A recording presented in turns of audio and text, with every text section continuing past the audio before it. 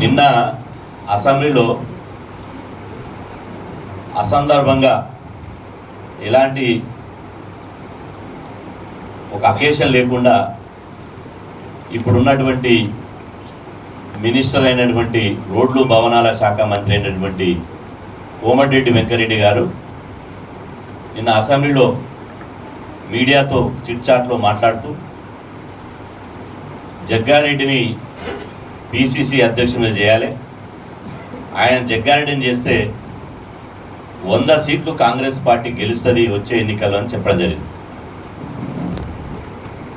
జగ్గారెడ్డిని PCC అధ్యక్షుడు చేయమనమని Komatireddy Venkat Reddy guarantee ప్రస్తుతం కొనసాగుతున్నటువంటి బీసీ సామాజిక వర్గానికి సంబంధించిన పిసిసి అధ్యక్షులు బొమ్మ మహేష్ కుమార్ గౌడ్ గారిని తొలగించడం అనడమే, ఆయనను తీసివేయాలని చెప్పడమే.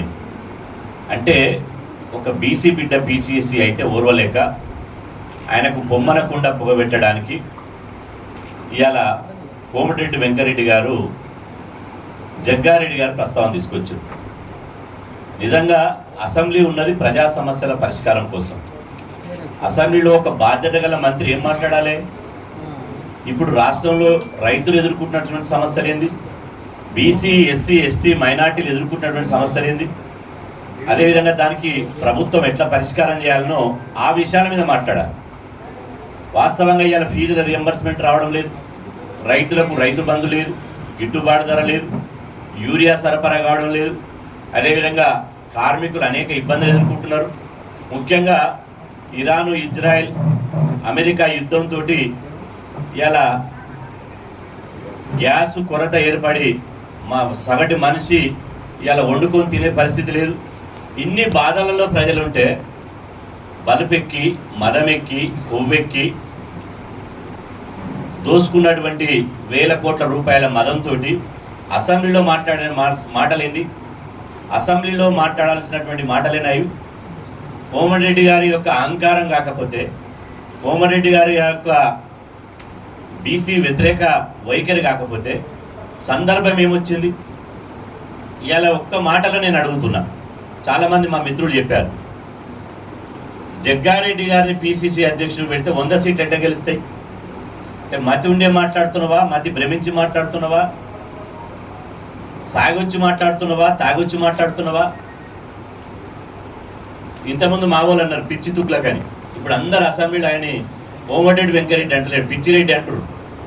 మేము అనడం లేదు, మేము ఎప్పటికైనా కూడా ఆయన గౌరవంగా కోమటిరెడ్డి వెంకరెడ్డి గారనే పిలుస్తాం.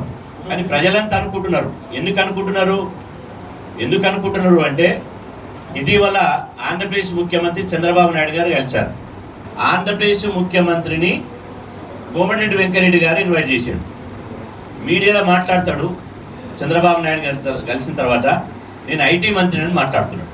ఈయన ఇప్పుడు ఉన్నది రోడ్లు భవనాల శాఖ మంత్రి, నేను ఐటీ మంత్రిని మాట్లాడుతున్నాడు.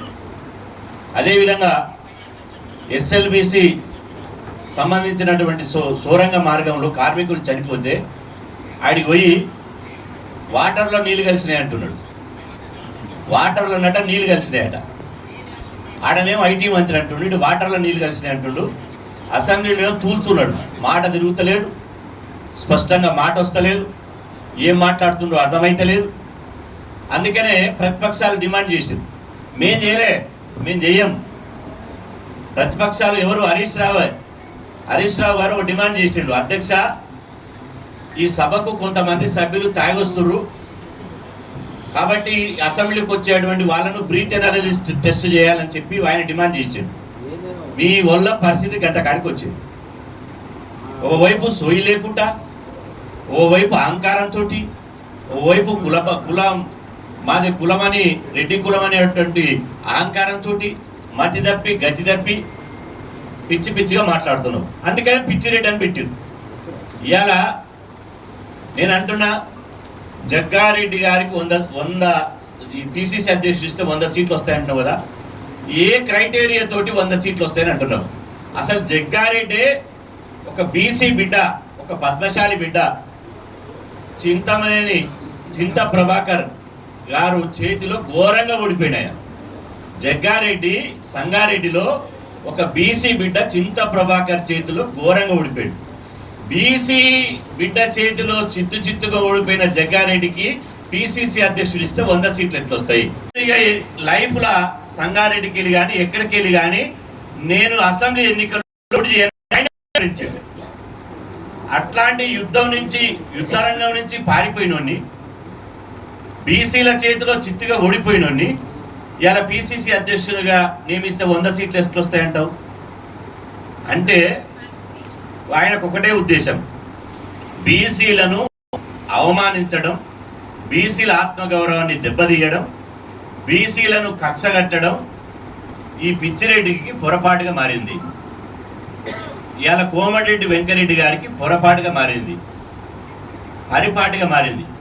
ఎందుకు అంటే ఇవాళ ఈ పిసిసి అధ్యక్షుడు మహేష్ అన్న గారు ఒక మాట చెప్పాడు, ఈ దేశమంతా రాహుల్ గాంధీ గారు కులగన జరగాలి, ఎవరి వాటా వాళ్ళకు దక్కాలంటున్నాడు. కాబట్టి వాళ్ళొక జాతీయ పార్టీ నెక్స్ట్ కనుక కాంగ్రెస్ పార్టీ అధికారంలోకి వస్తే బీసీనే ముఖ్యమంత్రి అవుతారని ధైర్యంగా ప్రకటించాడు.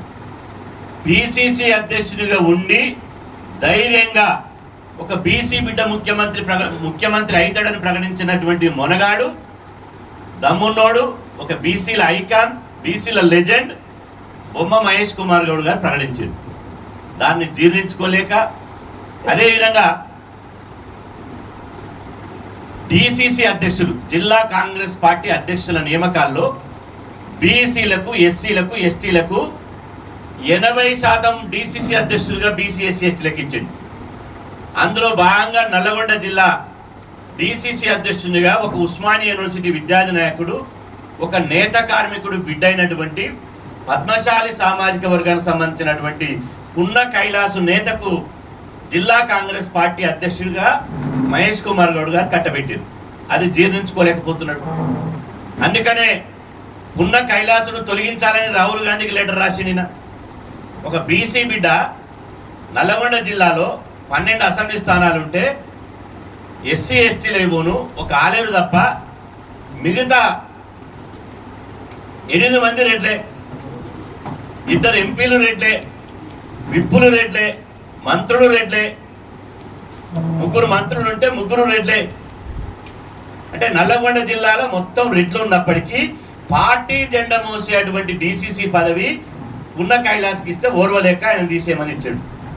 ఒక తెలంగాణ ఉద్యమకారుడు చెరుకు సుధాకర్ గారు కాంగ్రెస్ పార్టీలోకి వస్తే ఆయన మీద దాడి చేయించి గుండాలతోటి, రౌడీలతోటి ఫోన్లు చేయించి చంపుతామని బెదిరించాడు. అదేవిధంగా ఇటీవల సర్పంచ్ ఎన్నికల్లో తిప్పర్తి మండలం ఎల్లమ్మగూడెం అనే గ్రామంలో ఒక బీసీ యాదవ్ బిడ్డ నాగలక్ష్మి అనేట ఆమె సర్పంచ్గా పోటీ చేస్తే ఆమె భర్త యాదగిరిని కిడ్నాప్ చేయించి, గుండాల రౌడీలతో కిడ్నాప్ చేయించి ఒక గొల్లకురుమ బిడ్డకు మూత్రం తాగించాడు. ఇదే కోమటిరెడ్డి వెంకరెడ్డి అనుచరులు కనీసం ఖండించలే.